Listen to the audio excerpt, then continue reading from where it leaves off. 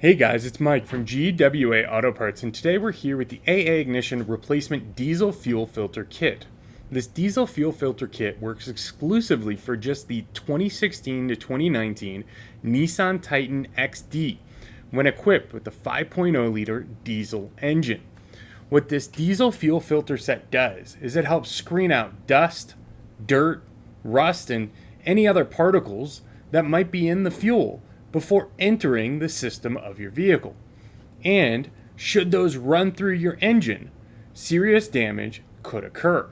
And over time, while this is part of your scheduled maintenance, should you be having fuel pressure issues or hesitation while accelerating, you may consider replacing your fuel filters early. While this replacement diesel fuel filter set is not a genuine OEM part, it does have the same OEM fit, quality, and finish throughout, as it is a direct replacement meant to fit and work exactly like the original.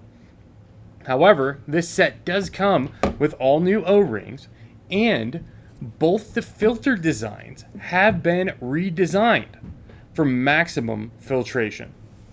With the right tools, you may be able to install these yourself.